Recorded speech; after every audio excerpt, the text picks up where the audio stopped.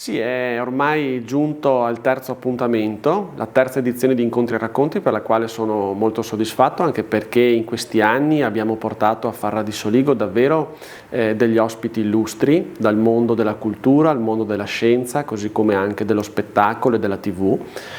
Questo terzo incontro parte con 4 ospiti importanti e quindi sicuramente sarà un successo, come è già avvenuto anche per le edizioni precedenti, per la quale insomma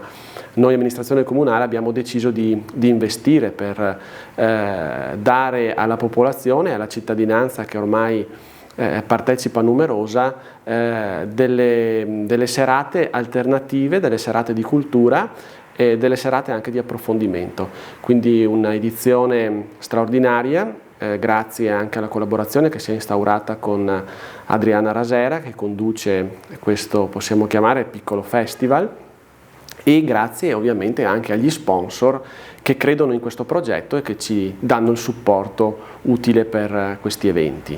Fra l'altro queste edizioni vengono svolte all'interno del nostro Fiore all'Occhiello, che è poi l'Auditorio Santo Stefano, una struttura che risale al XII secolo, e devo dire che tutti quanti gli ospiti, quando entrano nell'auditorium, pensano di trovarsi il classico teatro, il classico auditorium, ma si trovano la bellissima chiesa di Santo Stefano con anche gli affreschi, quindi rimangono doppiamente sbalorditi per le bellezze che abbiamo la fortuna di avere. Incontri e Racconti, terza edizione, rassegna organizzata dall'amministrazione comunale di Farra di Soligo. Cominciamo il 23 di gennaio, quindi giovedì prossimo, con Alan Friedman per parlare di America, dell'insediamento di Trump, di Elon Musk, della contemporaneità che riguarda anche l'Europa e l'Italia. Poi il 28 di febbraio incontreremo Massimo Franco, notista del Corriere della Sera, che presenterà in anteprima il suo nuovo libro in uscita dedicato a Bettino Craxi, ad Amamet, e dunque affronteremo il tema Mani Pulite.